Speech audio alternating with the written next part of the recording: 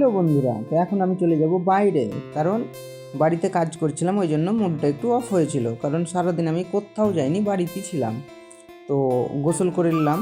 এখন বিকেল 4টে বাজে। তো আব্দুল আমাকে ফোন করেছিল, তো বলল বাইরে আয়।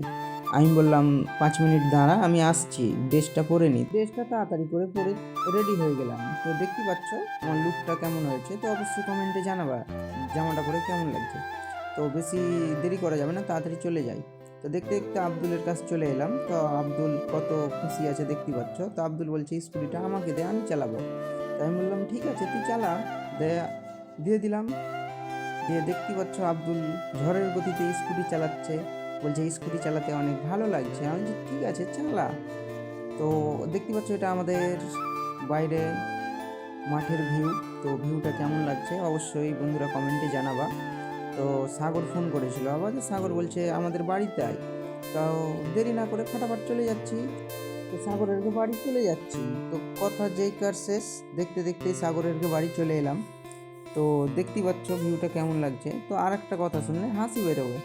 আব্দুল গাড়ি চালাচ্ছে, কিন্তু গাড়ির চাবি কি করে বের করবে সেটা ও বের করতে পারছে না। তাই ওকে নিয়ে অনেকক্ষণ হাসাহাসি করলাম। তো দেখতে পাচ্ছ গাইস, চাবি বের করতে পারছে না। গাড়ি চালাচ্ছে কিন্তু চাবি বের করতে পারে না। তো কি আর বলবো, ওকে নিয়ে অনেকক্ষণ হাসাহাসি করলাম।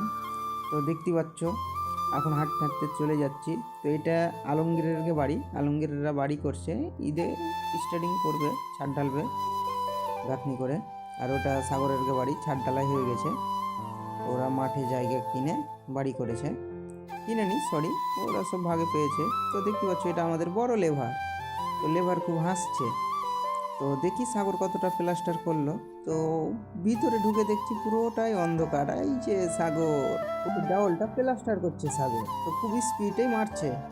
তো আমি বললাম ঠিক আছে তুই মার। দিয়ে দেখতে দেখতেই আমি একটু বাইরের দিকে এলাম। তো গাইস, ভিডিওটা যদি ভালো লাগে তো অবশ্যই লাইক কমেন্ট শেয়ার করে দিবে। আর যদি ভিডিওর মাধ্যমে কোনো কথা ভুল করে থাকি তো সরি। আজকের ভিডিওটা এখানে শেষ করলাম, পরের ভিডিওতে দেখা